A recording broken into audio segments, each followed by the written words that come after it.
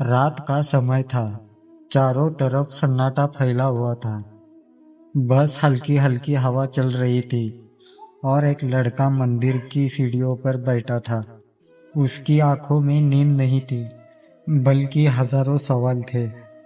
वो बार बार अपने आप से पूछ रहा था, लोग मेरे बारे में क्या सोचते होंगे? मैं जो कर रहा हूँ वो सही है या नहीं? अगर मैं फेल हो गया तो लोग क्या कहेंगे? हर दिन हर पल वो दूसरों की सोच में डूबता जा रहा था। तभी अचानक मंदिर के अंदर से घंटी की आवाज आई और जैसे ही उसने सिर उठाया, उसे ऐसा महसूस हुआ जैसे कोई उसके पास खड़ा है। वो कोई और नहीं, खुद महादेव थे। महादेव मुस्कुराए और बहुत शांत आवाज में बोले, मेरे बच्चे, तू इतना क्यों परेशान है? लड़के के आंखों से आंसू निकल पड़े। वो बोला, भोलेनाथ, मैं थक गया हूँ।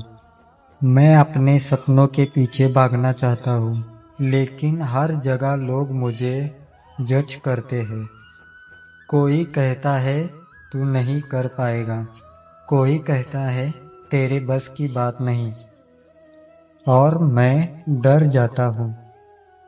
महादेव ने उसकी तरफ देखा और हल्की मुस्कान के साथ बोले, तू लोगों के लिए जी रहा है, क्या अपने लिए?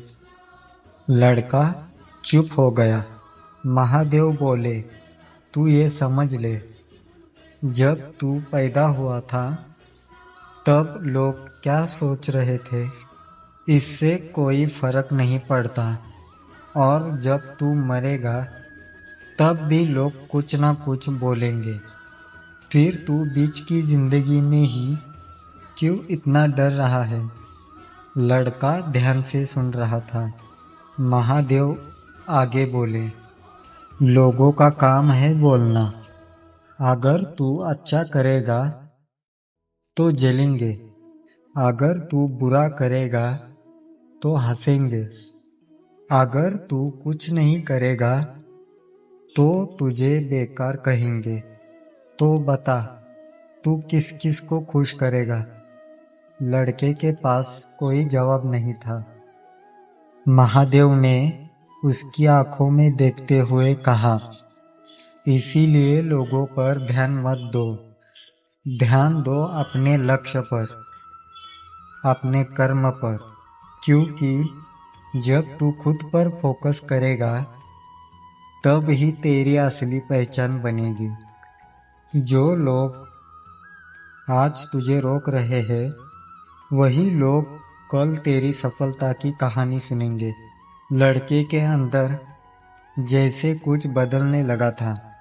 महादेव बोले, डर वही खत्म होता है जहाँ तू दूसरों की सोच से आज़ाद हो जाता है।